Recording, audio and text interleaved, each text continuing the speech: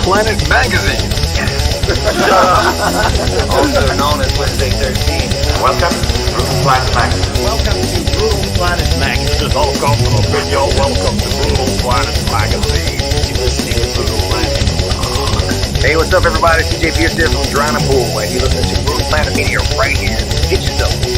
Hey, I'm Steve from Within the Ruins, and this is Brutal Planet.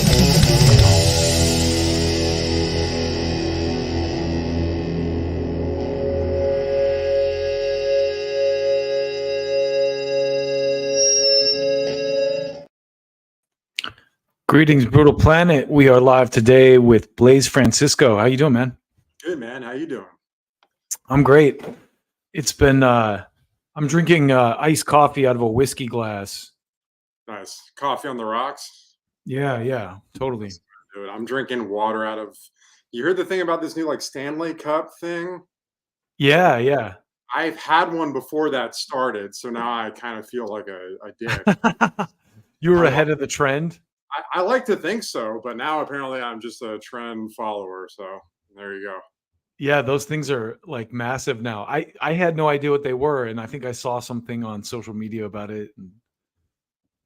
Yeah, I'm like, isn't this just a cup that we bought at like Target? Like, I don't really understand what the hype is, but it carries a lot of water, so I guess there's something to it, you know? It's wild what takes off and stuff. It's funny because I'm drinking coffee out of a whiskey glass because I've been on this trip lately where I try not to drink out of plastic, just because I keep reading about all the microplastics and stuff that are just the chemicals in plastic that like seep into your food and all that kind of stuff. So I'm like, I try to use glass or ceramic whenever I can. Yeah, good for you, man. I'm here in LA where it's very hard to actually find a lot of plastic, so I'm on board with that too, because like you said, it can't be great for you. So Yeah, I'm in the area too. I'm a little bit on the outskirts, but I'm out nice. here in Agora Hills. Oh, I'm very close to you. I'm in Woodland Hills. So Oh, okay. Oh, awesome. yeah. So we're neighbors. Crazy. Sweet, man. Well, let's talk about your music and what you're up to and everything. I listened to the one track. I couldn't find the YouTube link, but I'll have to check it out. But I really was, like I said, I was impressed with the production and stuff on the song "Hard Day" that I did check out. So, I mean, talk a little bit about yourself and what you're doing, how you got into music and everything for people who might not know. Yeah, well, thank you for saying that. First of all, man, that's actually like the first song I ever wrote, and I always dug it. It's a kind of a different sound than we have now, but I still love it. And Let me ask you, Yeah. Did you produce it yourself? I didn't produce it. One of my really good friends who plays guitar with me, his name is Nate Sander. Neighbor is his producer tag. He produced it and engineered it. He's an up and coming huge, engineer producer. So he's, I'm very props to him. The production is great. The production quality I was impressed with too. Yeah, thanks, man. Yeah, no, he's a crazy talent, and super young. So it's just he's got his whole life ahead of him. But yeah, man. So just kind of getting into it. I started playing music when I was very young. 11, 12. I played like in concert band, but also always had my own bands. I started, in like a pop punk band down in South Florida. Playing drums, and that was kind of my first venture into playing just locally, doing that whole thing. And I continued that on. I kind of went from punk to ska, and I grew up in like the early 2000s, and in Florida is when I was in high school, and the ska scene was huge. So I was playing in a pretty big ska band. We got to open for all the big punk ska acts that would come down there, and it was fun. I was actually playing trombone, which is something that I haven't touched in years, but that was... So you're a multi-instrumentalist. Yeah, I mean, I started playing drums, and then I just kind of thought, I'm like, damn, I really I don't like being stuck behind the drum set. I have too much going on. I need to kind of move around a little bit. So I played trombone in concert band and orchestra. And I thought, well, ska is something, maybe I could incorporate that. And I got to jump around like a fool, and I loved it. So, yeah, that was the early years of that. And then kind of fast forwarding to moving to LA, I got involved in the acting and writing world. Was doing a lot of like comedy and commercials and things like that, but always, I studied music in college, and I always kind of had just like a love for it that I just couldn't really put away. So I wrote, actually, Hard Day was the first thing I wrote kind of during the pandemic. There was a lot of downtime, and that groove just kind of came to my head, and I put it down, and then I decided, hey, I could just, try writing some things. I was always surrounded by really, really like prolific songwriters, and I never felt like I was on their level. So I would always play in bands, but I never write. And then I just started to, and I'm like, hey, I can kind of do this, and that's kind of what led me here. Yeah. So it's pretty much just as a solo project, pretty much just under your name. Yeah, yeah. So I do play. It's a band setting, but there's some a revolving door of members. We're kind of solidifying that. But for every live show, I always have a full band. But I do write everything, lyrics, songs, and then my buddy Nate kind of just fine tunes everything that I write. Just because I'm not the most skilled engineering. I'm teaching myself. I can rip some stuff on Logic, and then he kind of trims the fat and sort of tightens it all up. What artists would you say are the like some of your main sources of inspiration? Are there certain? I mean, you mentioned you played ska, you played trombone and drums. You mentioned pop punk. Are there specific artists or like styles of music that really drove you to say like, "Hey, I want to do this full time"? Yeah, absolutely, man. Yeah, I would say giving all the punk and ska influences back in the day, it was like No Effects, Pennywise, Flogging Molly, Real Big Fish, the Specials, like guys like that, like very traditional kind of ska, but also with no effects and things would throw a lot of punk into it. Hmm. Guys like that in their energy, it's a very heavy energy based thing for me, man. It's kind of also why I wanted to get out behind the drums and kind of be up front, not because I cared about people seeing me or because I needed to be like literally at the front of the stage, but I just go so nuts when I play that I just have to like kind of let it out. And that's kind of where I'm at now. I would say personality wise, influentially, I would say like Queens of the Stone Age, the Hives, like people like that, where they're just like they kind of embody like the badassery of music, and they're just like, what, this is our sound, this is what we're all about, and this is, you're gonna like it or not. So I kind of try to like take that energy into it and put that out, especially when I play live, for sure. No Effects, honestly, too, one of the bands of that era, that one of the more intelligent bands, I think, of that era, like their lyrics and stuff. I always love, like that song, Can't Play This Song on the Radio, So good. just Yeah. like clever lyrics. But then also, uh, I think what was the other artist you mentioned that I was thinking about? Oh, Uh, Queens of the Stone Age. yeah. Queens of the Stone Age. Josh Homme did that entire first record by himself, Yeah. and that always blew me away. Yeah, so that's a huge influence to me, man. I mean, I think you can talk to any kind of rock musician, or probably most musicians in general, and just they'll throw Josh's name out because he's just such an all around like talented dude. I would throw Trent Reznor in that category too, as far as writing, everything and kind of being the architect of his music. Which, if you ask someone what genre Nine Inch Nails is, I mean, good luck getting like a solid genre out of them, because the guy just I can't even really put it into words. But people like that are really kind of what inspire me, because I try to do everything myself. I couldn't record a solid clean guitar part by myself, but I know what I want it to sound like, and I know what I want it to be. So they're huge influences for me, for sure. Yeah, yeah.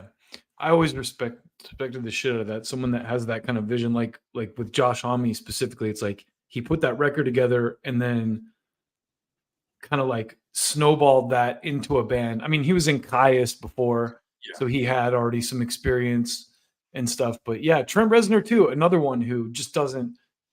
I don't think he gets enough credit for the way that he changed the music landscape in the '90s, and like even that song Closer, like the lyrics and stuff were just so edgy and like for that time period. And yeah, what a great artist that guy is. Absolutely, and I mean, I was pretty young at the time, but I'm a huge Nine Inch Nails fan. I mean, probably watched most live footage that that there is, a lot of it, and I think it was, to speak to what I know, I think it was kind of so ahead of its time, and still, I mean, it's like it kind of reminds me of music that people would write in like the year 3000 or something. It's just like it's industrial, but there's some R&B elements to it. There's funky grooves. It's just like it's impressive, and I love that. Trent was way ahead of the curve on so many things too. Like the Year Zero record, the remix album is insanely good. It's like almost better than the original one, and it's Yeah. because it's got all these different. And then also, he was one of the first artists to really embrace the internet and go like. I remember when he dropped that one record, he was like, "Okay, just bid for it." Like there was a free download version that was like a low res, whatever, but like you could buy the FLAC for like a, and he kind of like just embraced that, like, hey, people are gonna get this through file sharing, so here it is, like for free anyway. But if you want like a really good quality rip or actual hard copy, pay for it. Yeah, absolutely. Which I think is also just his speaking to like his writing and his talent, like leading him into the world of film scoring. I think is so cool too, Yeah, especially the movies he chooses to do. It's just these kind of like just these you can't really put a stamp on the period really, or kind of like what the music is saying, but it's just perfect for everything. So I think he's doing exactly what he should be doing at this point. And yeah. That's crazy. I noticed that trajectory when I look back on his stuff too, because like he did that Natural Born Killers soundtrack, and then the Lost Highway was kind of like I think he was like in charge of the music for Lost Highway, so that might have been like the doorway into the whole scoring thing. yeah, yeah, But yeah. I mean, it's perfect for him, and I always here for Nine Inch Nails, but really anything Trent Reznor, and he has that stamp on it too, where you can see a film and you hear the music and you're like, oh, that's got to be that's Trent. Like you just kind of know it, yeah, definitely a signature sound. Yeah, yeah. Which I think going back to, I mean, I could talk about Josh Homme and Trent Reznor probably forever, but like going back to, I mean, yeah, going back to Queens and Josh, it's like I had heard a story. It's people told me before, but like they would always hide kind of like the pedals for Queens because of the sounds that they would use live. It's just that Queens sound, that like desert rocky kind of like fuzz. And they just wouldn't want people to emulate it because whenever you'd listen to it, you're like, oh yeah, that's Josh, or that's a Queens tune. You just know it, right off the bat. I'm such a weenie. I watched like the guy's name is Eric something, the producer who recorded Songs for the Deaf. Mm-hmm. He has a YouTube channel, and it's so good. Like he does these breakdowns where he shows you like all the different, like Josh had like different mics, like these kind of like smaller vintage amps and stuff, and just the way they got certain sounds, and So it's amazing. yeah, I got to check that out. I'm surprised I haven't seen that. But didn't What's that guy's name? I Eric might something. I might be wrong on if it's Songs for the Deaf or just another record, but they maybe all their records. I know that they go to that house out in Joshua Tree that where Oh yeah. and it's like just kind of like this old sort of like haunted, house sort of thing. And I think just that also, just that sound, that like raw kind of creepy, spooky tone, it also just plays into all that. So I'm just all about that stuff, man. I love it. Yeah, he had a thing. He has a thing called the Desert Sessions, which you may or may not. And that's all like that's actually crazy because the whole deal with that is they go out to Joshua Tree and take a bunch of drugs and just jam, Yeah. and like come up with ideas. And like PJ Harvey's involved with it and a bunch of other like crazy musicians. But yeah, like I said, I could go on about that stuff. And then I was going to mention Tapeworm. Have you heard of Tapeworm? The Tapeworm thing, which is like Trent, Josh, and Maynard. Oh yeah. I watched that. Yeah. Anyway, So good. So good. Yeah, I forgot it was Tapeworm, but I did watch that. And of course that just like, definitely something to be said for Yeah. having that like artistic vision that you kind of like see through on your own. So my last thing really, well, not about that, probably not, but you said you live in Agora Hills. Did you happen to like catch him a couple months ago at the Canyon Club? No. So they did, I mean, it was like a charity event. They did Josh Homme and Friends. And it really was just, it was Josh and Mikey and a couple other guys. And they did just a stripped down Queen set for, 45 minutes. Oh, that And would be amazing. it was wild, man. I mean, it was like, I would say a relative, because I caught him at the Forum, with the full band the week after. So you compare that to like the crowd that was at the Canyon Club, and it was like it's like you're in their living room. It was awesome, man. It was really, really cool. So That's a cool venue. Like I saw Bad Religion there a few years ago, oh man. and that was awesome. The most recent show I went to was Ingve, and I'm not even really an Ingve fan. Yeah. But it's literally like I could walk there in like a half an hour. The Canyon Club, it's like that close to where I live. Yeah. So I actually ended up leaving before his set was over, even because I'm just like, how long can I watch this guy solo over, stuff? But Yeah. And then, but that venue is awesome. I wish I had known about that. yeah, it was my first time there. I loved it. I mean, I had just kind of been in that plaza a bunch, just going to like, restaurants and things. I'm also very close to that. But I'm glad that was my first show. And Bad Religion there must have been awesome though. I mean, that must have been pretty wild to see them. I said a couple of years ago, and it was probably like 10 years ago. Okay. It was crazy. They had like one of their daughter's bands opened for them.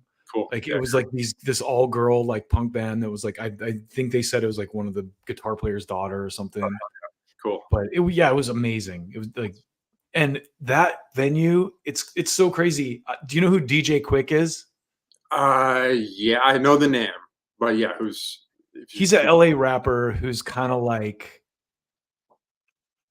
I love him. He's like one of my favorite West Coast rappers because he does all his own production and he uses like live instruments and stuff, and it's real like old school funky stuff. But he had a residency at the Canyon Club for a minute, and I don't think he ever made it because someone told me that the cops were like trying to arrest him or something. So I remember being there one night waiting for DJ Quick, and he like never showed up.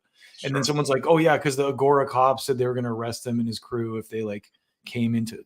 So anyway, it's like this area is funny like that. It's kind of like a little bit on the conservative side, like. Sure. Yeah, I've seen that in different pockets for sure. But I just love how, you could go somewhere like that, which is, I mean, if right, about the venue, but it's such an unassuming place that it's in a shopping plaza, right? So it's like you kind of can't imagine that you could just like stroll in there after going to like, some wine bar and see Bad Religion right next door. I love that. I mean, I love that about this area, and I think just about LA in general. It's really great. Yeah. That venue famously does a lot of like old school artists too, like 80s bands. Like you'll see like Warrant or like Skid Row or like those kind of bands usually play there. That's how I ended up seeing Ingve. Sure, I was gonna say Ingve sounds right on target for. Yeah, totally. Cool, but they also have like a country dance night too and stuff. So. Yeah, I think I almost went to that one. Again, I grew up in Florida, so it's like, Oh yeah. How long have you been out here?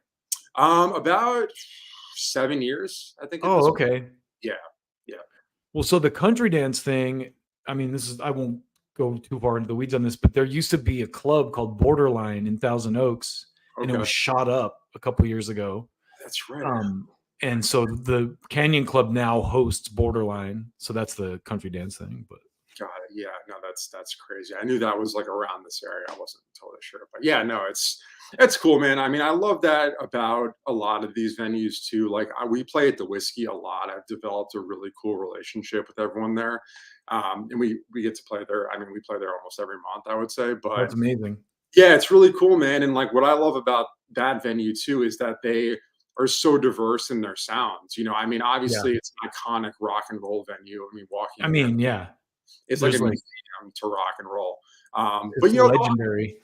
Yeah, I mean, but they'll have like I might be wrong, but it was like Toby Keith or something was there doing something, and then like REO Speedwagon's there this week, and like they'll just have all over the place people, and I think it's just great that a venue can be so diverse in that sense. Going back to the country thing, I think it's awesome. Man. Whatever gets the music out there. I think it's Yeah, great. it hasn't always been that way. I think that's but also I think that like that's kind of the state of music in general now because of like the iPod. Everyone listens to everything.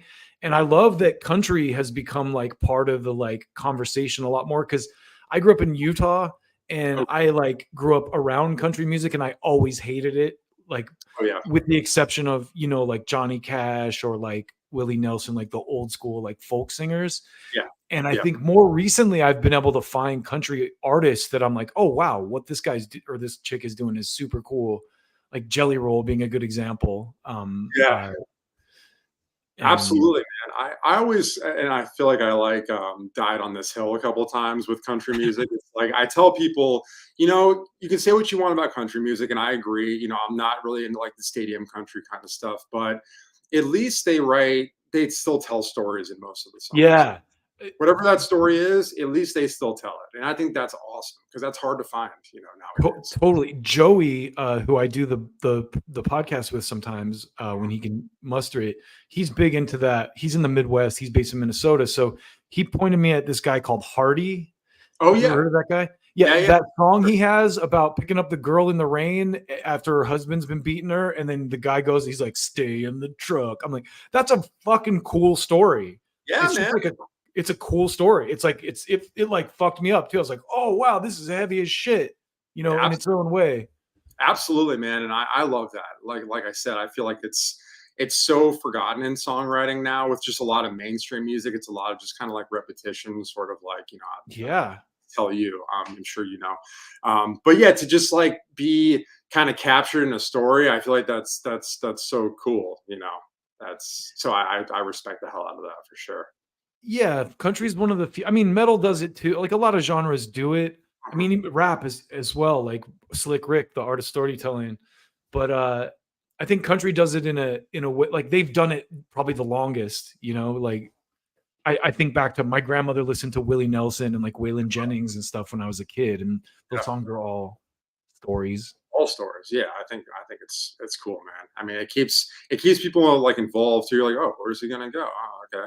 And then it's also just like, I think, look, I think writing music at any capacity takes talent. I'm not gonna knock, someone even if they, say two Yeah, words throughout the whole song. But I think it's like you're writing basically a script and then you're turning it into lyrics and then you're putting music to it. I think there's just like a whole other layer of you know artistry that goes into that.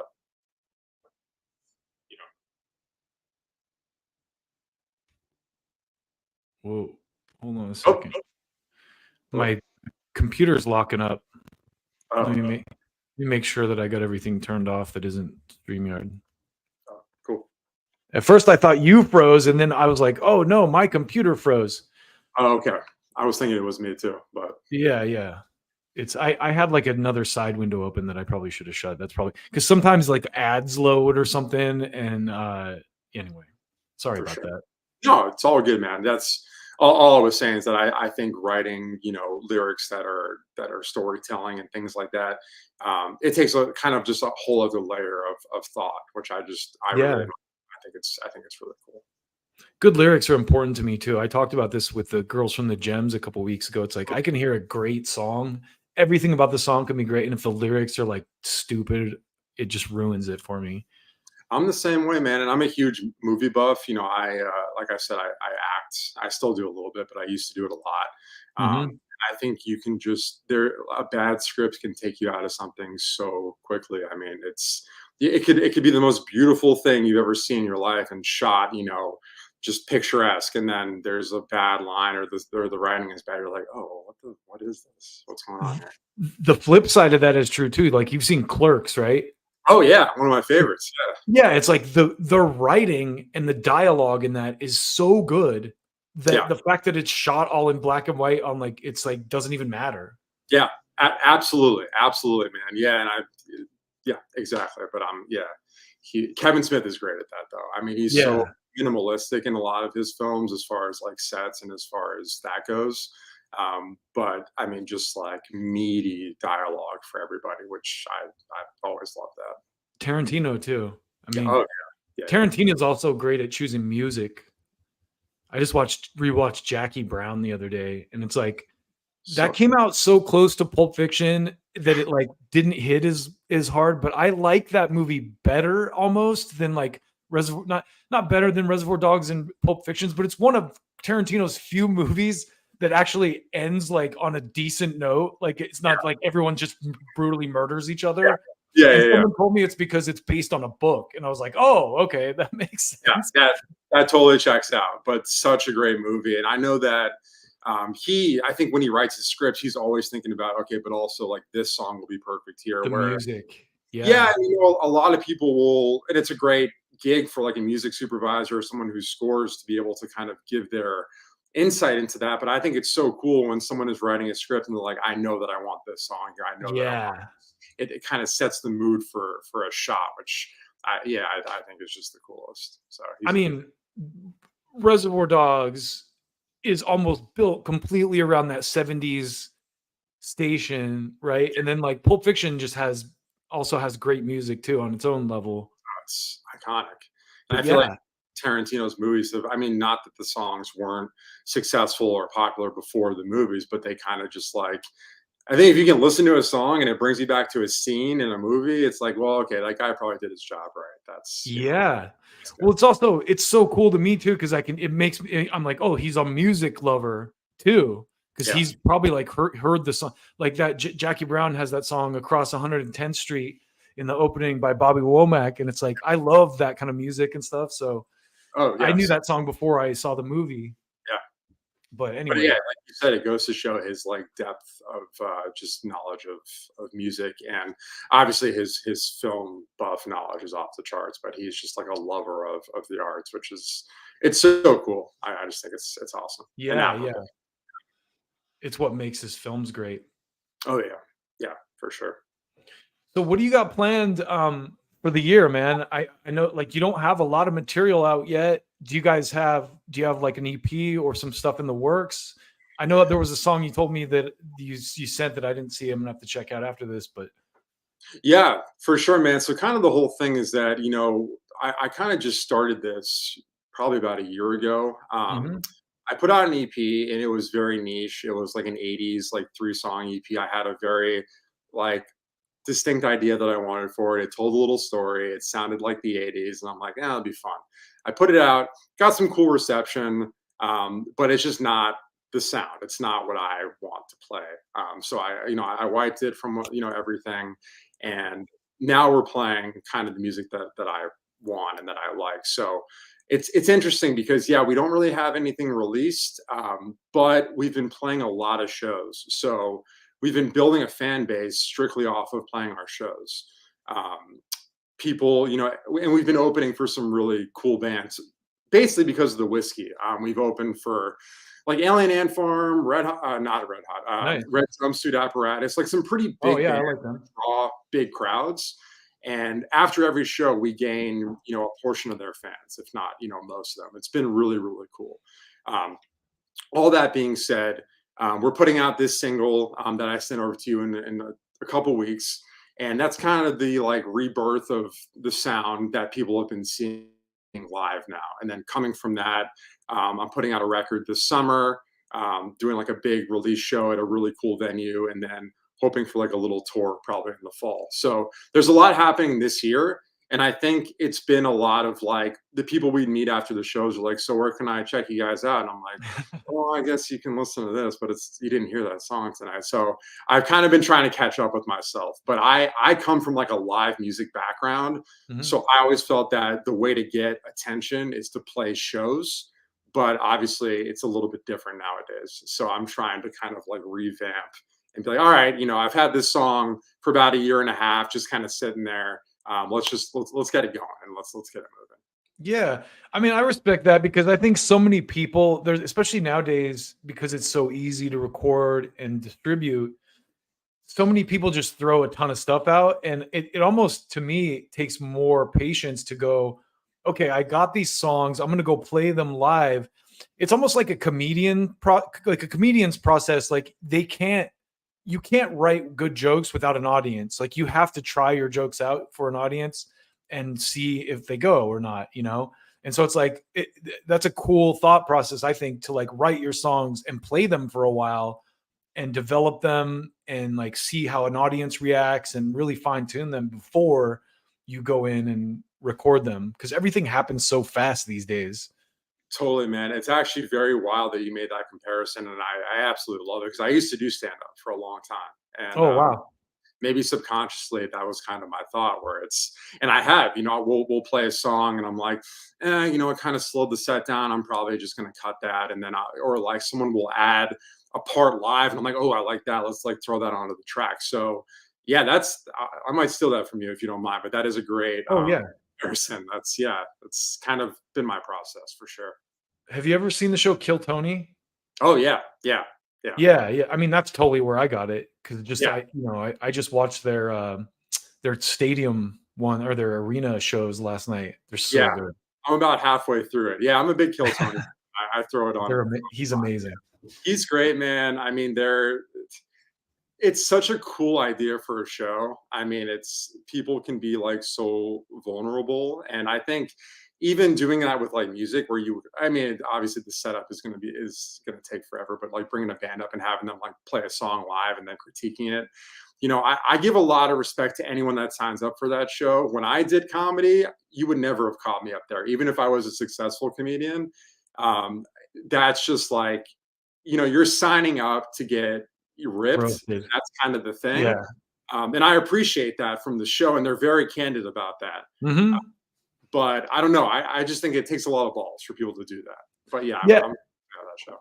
At the arena show, they had a couple of like really terrible comedians that like you could tell just like didn't prepare stuff, but it was like you could see on their faces they were like just happy to get roasted by Tony. He's like making fun of them and calling it like, "Yo, you bombed like Hamas or whatever." Yeah. It's just hilarious. I'm sorry. Go ahead. No. Anyway, Tony's like, the other thing I think is cool about it is he's actually like really building people up and like making people famous. And like, even though he's like kind of roasting these people who bomb, they're also helping them. It's like a workshop where they're like, talk about your life. Oh, that's funny. Why don't you talk about that instead? That's what I like probably the most about that show is that they have like, the minute and they have the interview. And I think there are people that will bomb their minute and then they'll do the interview and they will be hilarious. And he's just like, dude, like, you're just funny talking. Like, you don't have to put on this act and this like weird like persona that's not you to do stand up. Like, just be yourself. And like, that is what's funny. And then, it's great. Right. The genuine stuff. Like the kid the other night, I don't know, like, I don't want to spoil it for you, but the guy who wins the prize money and stuff isn't even like a comedian. Oh, okay. Oh yeah. I mean, I'm sure. Yeah. That's because the interview was so good. The crowd was like, that's how they won. And that's real life, man. It's like, I think I fell into that when I was doing stand-up because I would just kind of like make up these stories that were, I'm like, oh no, that would be funny. But it's like, sometimes they would be because it's like a pun or something. And people are like, oh, okay, that's funny. But it's like the real comedy and some of the greatest comedians are just like so honest. And they're just like broken individuals that are just like, this is my life. And, I'm not really saying it because I think it's funny. This is just kind of it. Obviously they're like, no, it's funny. It's a bit, but then like people relate to it. And that's why people laugh. Cause they're like, oh yeah, I can kind of like see that. Or like, wow, that's crazy that you did that. And it's just exactly. Relatable. Yeah. I think it's cool, man. I love when Tony will like, he'll like have someone get up and bomb. And then he'll be like, let me guess, both your parents are still together, right? And they're like, yeah. It's like, see, you haven't like experienced any real tragedy in your life. So it's hard to relate to you. Right. And honestly, like if you haven't, then talk about that too. Be like, oh, I lived a pretty like good life. And then be like, oh, at least he knows it. At least he's admitting it. And that's fun. Then you're more genuine. Yeah, there's so many people, it's funny, that come at it in a way that's like this guy tried to tell this story about like passing gas at a concert or something. And it was like, that would be funny maybe if we knew you, but like no one knows you. So it's kind of like, goes back again to the audience thing, like trying stuff out with the audience. That you see, it might be funny to a small group of people that but maybe not to a wide audience. Exactly. So I think that's kind of what I've been doing. Just like really. So, I say I would never go on Kill Tony, but I also go up, on stage and sold out rooms. And you're like, you don't need to go on Kill Tony. Yeah. You get plenty of audience feedback. Yeah, yeah, and luckily it's all been really good. So that's, I'm hoping with the release of this song, and then the record that's going to come out, it's going to just kind of build that up even more. So I'm looking forward to it. Yeah, I think too, it's like once you establish yourself and you're playing, it's like people that like your live set, they're like, hey, I want to hear more. Like, where can I hear more? So you definitely want to set that up. Absolutely, yeah, and that's what I've been kind of just like a little gun shy about probably, but now I just was saying, oh, if you want to hear it, come out to the show, but not everyone can do that. So Sure. or they want to keep listening to it. So that's where I'm at now, and I think it's really my focus. I'm still doing a couple shows between now and when the record comes out, but that's again more of just kind of like keeping my chops sort of refined. Yeah. Yeah. I mean, if you get it on streaming, you might like be able to buy a cup of coffee every month with the money you make. Exactly. That's my goal, man. I'm trying to get a coffee on the rocks. That's, Yeah, exactly. See, I had to make this myself. I didn't get it from streaming royalties, but yeah, I'd be lucky, man. I'd be lucky. I was just joking. Like, yeah, you get like 50,000 plays, you make like $5. So it's crazy. I know it's, and I think maybe that's also why I just love playing shows. Not even monetarily, but just like it's always for me been about like crowd interaction. That's why I did stand up. That's why I would do like I was a theater actor. I did like Shakespearean acting. oh, I wow. just loved like doing something and then seeing like a live reaction from somebody and just getting the feedback. And like what I always used to say too, especially about like theater, is that someone could come to a performance, could come to a show, and for 30 minutes, 45 minutes, an hour, if I can just make you kind of like forget about all like the bullshit that's going on in your life for that amount of time, then maybe I did a good job. And Yeah, that's yeah. that I like. That's cool for me. Like that's good for me. I love that. There's a John Coltrane quote that's kind of like that, where he's like, people suffer enough in their life. He's like, when they turn my shit on, I want them to be like an escape, like a positive energy, basically. Absolutely, man. Totally agree. And whatever it makes you think about too. It's like, yeah, it could make you feel happy, which is great. It can make you feel sad. It can make you feel like envious. It can make you feel hopeful. Like whatever that feeling is, I think it's a visceral reaction. And I think that's if someone can do that just through like music Yeah. or whatever, like that's really cool. That's Music really is the ultimate, man. There's no feeling like playing something and then looking out and seeing a bunch of people happily dancing or like really enjoying it in that energy exchange. It's just like there's nothing like it. Yeah, it's crazy, man. I mean, I used to when I was playing like back in the day, I would kind of join like more established bands. So I would play and crowd would be singing their songs. I'm like, oh, cool, man, that's awesome. Like, but like even to do the shows that I'm doing now in front of kind of brand new crowds, they'll just kind of pick up on my songs as I'm playing and they'll just try singing along or like dance. And I'm like, that's pretty cool. That's Yeah. pretty yeah. If you to know that what you're doing is affecting people or Or just escaping. I think bringing joy. totally. Yeah, totally, man. It's powerful. And you're right. Music is like the root of nostalgia. I think for me, it's like my, sixth sense. I could listen to music. It'll take me back to, a moment in time and a memory that maybe I can't really access unless I put on a certain song. And that's super powerful. Yeah, totally. That's another wild aspect of music is, like I'll hear songs all the time that like instantly transport me to like a point in my life where I was playing that song real heavily or Yeah. And it's not a visual element. It's just like purely auditory. It's like you're listening to something and it's taking you back there. Again, a film, you could watch something and it's like, oh, that place looks like where I grew up. But you're listening to music and you're just hearing stuff and it's transporting you there. So it just goes to show you that like a vibe of a song is so powerful. Yeah. Yeah. Well, I mean, that's pretty much most of what I got today, man. We've already been on for almost 40 minutes. Oh, cool. Nice, man. So, Well, it's been a pleasure talking to you, man. I feel like we could, I could talk to you all day, but it's yeah. I actually, I have like one of the things we try to do is I'll try to like pull news items. So if you want to stay on for a minute, we can try. Like, I have a couple news clips we can just like watch and chat about. If Yeah, you have a few more minutes. I definitely do, man, for sure.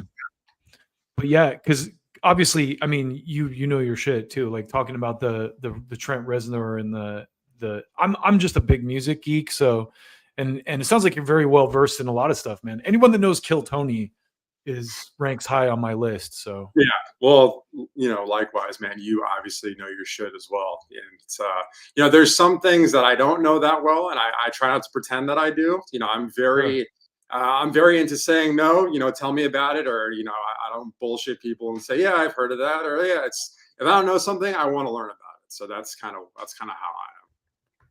yeah, that's why I didn't want to act like I listened to your other track, man, because I just listened to what was on Spotify. I didn't want to pretend like I knew what the new thing was.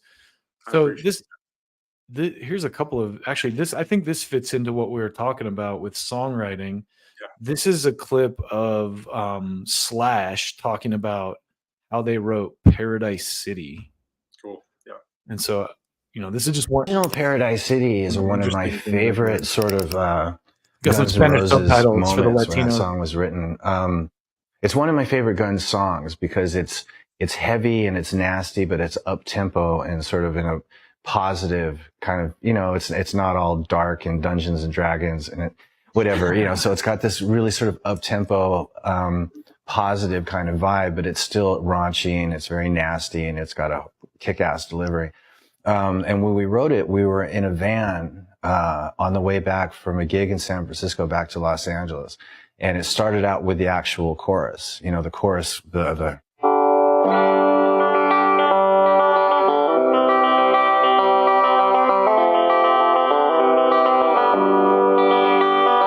It almost sounds like a bluegrass. And it was one of riff. those things where the melody came to the chords, and we were all in this van together. So started singing. I think the words came around, and then eventually, I came up with that riff, and it was just one of those songs that was totally the product of just really good times in a great camaraderie between 5 guys, and it was really cool, and it came together really quickly.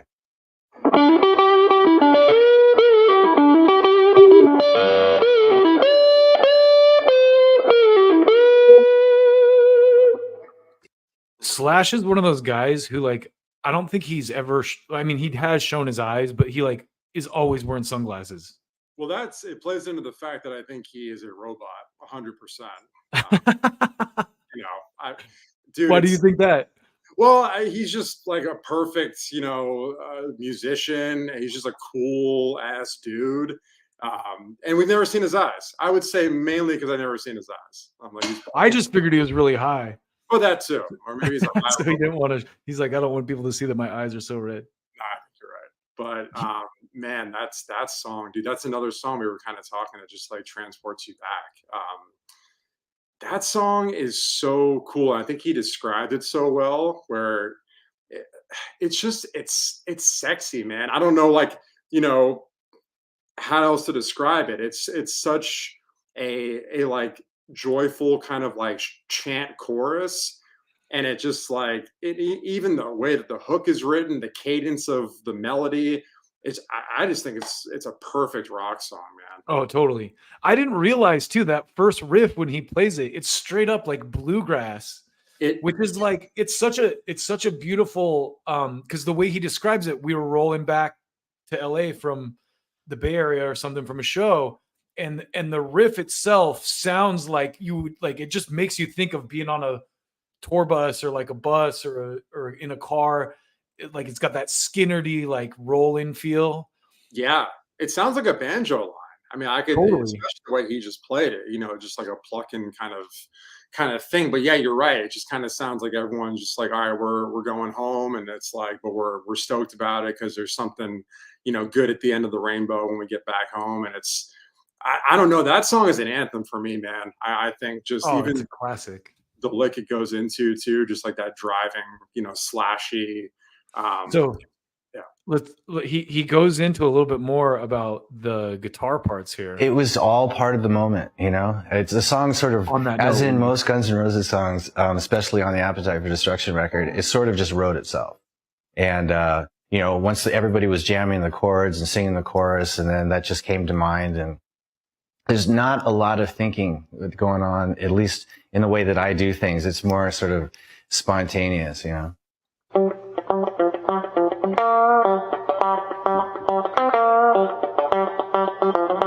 Very sort of loose, you know, that's his way of loosely playing the main riff is always sort of in and around the He's actual talking about notes. Izzy, I think. And then the part that I play is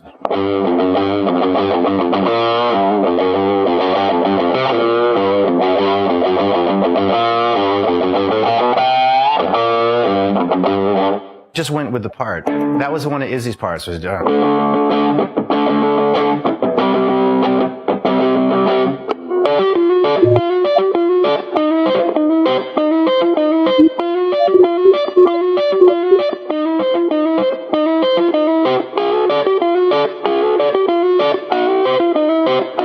almost like a 50s, like, I've never seen that.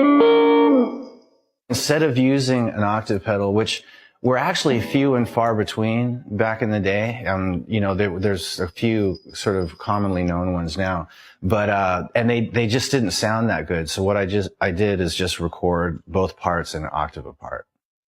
Yeah. So it's, you know, it's one of those. I thought that was sort of a cool way of doing it. There's a part of the solo where I do the same thing. So it's a little bit more genuine sounding.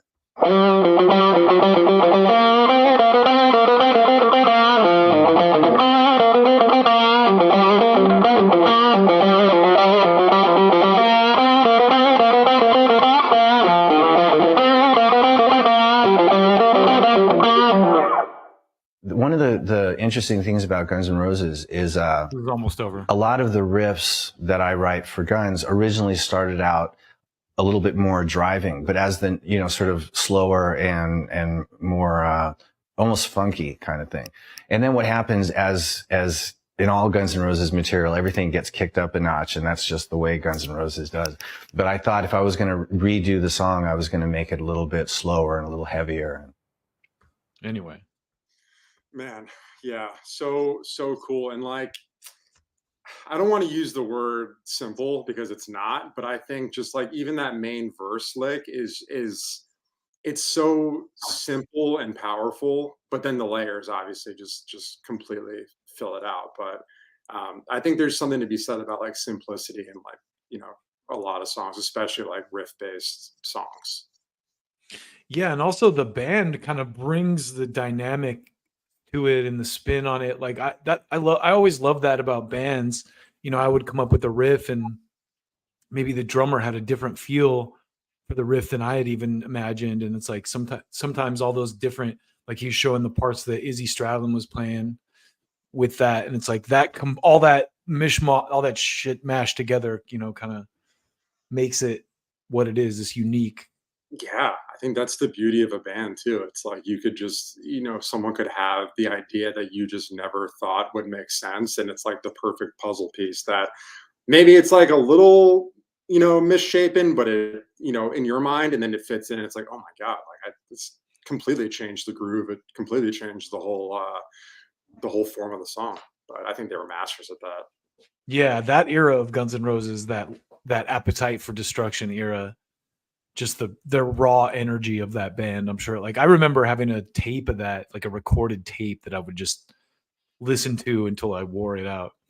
Yeah, this is going to be a weird reference, but when I was like growing up, there was this movie called Can't Hardly Wait. I don't know if you ever remember that movie. I know it. I know it. It's a very like, you know, I think a lot of people make fun of it because it's like a stereotypical rom-com, like Jennifer Love Hewitt like slowly coming down the stairs. But there's this scene in that movie where they play Paradise City, and it's like a whatever band is playing at the party like plays it, and I think they play the entire song in the movie. And I was pretty young when that came out, and I think that was probably the first time I heard that song. But I was like, man, it's just playing it at like I think it was like a high school party, and just everyone was like jamming to it, and like I'm like that is what the song is. It's just everyone is together, like screaming that hook, and I think that they completely accomplished what they set out with that song. Yeah, it's a great song. It's a classic. It's gonna It go is. down in history as, you know, one of the greatest rock songs of all time, I'm sure. Absolutely, absolutely. Yeah. Well, man, let's wrap it up. Thanks for sticking around and talking with me about that stuff. Yeah. Where can people find you in the near future? Where should they look for you on social media, all that stuff? Yeah, the main hub for us is Instagram. So Blaze, CISCO. But if you just type in Blaze on Instagram, it's like one of the first ones that comes up. Also on Google, you can just type it in, and you know, a lot of stuff comes up that we've been doing. And then, you know, all streaming platforms. I think it's February 16th is when that song. It's called The Reaper, when that's coming out. And yeah, I'm really interested to hear, you know, definitely your thoughts, just in Yeah, general. yeah. I think after talking, I think it would be something that you would dig, but also it's a very good introduction to like what you're gonna hear from us if you ever come see us or just listen to more of the music. When are you guys playing live again? We're playing on March 7th back at the Whiskey. We're opening for this band, The Meteors. Okay. They're like a UK psychobilly band, like kind of like legends in like that genre. And we have direct support for them, so we'll be playing then. And then probably a little bit of a break to kind of finish up the record and really just kind of go into that. If shows pop up, you know, they do, but nothing planned at this time. We will be doing an album release show over the summer. I won't, you know, talk too much about it yet, but it's gonna be really great. So yeah. Awesome. Yeah. Well, man, if I'm around that weekend, I'll try to come check you guys out at the Whiskey. Would love that, man. Yeah, you're always on the list, man. So just let me know. Appreciate it, man. Well, thank you so much for taking the time. I really enjoyed talking with you, man. Obviously, you got very intelligent, very well crafted tastes in music and film and stuff. Thank you, man. So, You as well. I really appreciate that. Yeah, thank you. Thanks for having me. absolutely, man. We'll talk again soon. Come back through and chat with me again when you got some news, man. Absolutely. Will do, man. Thanks, Dustin. I appreciate it. All right. Take care of yourself, man. See you. We'll see y'all next time.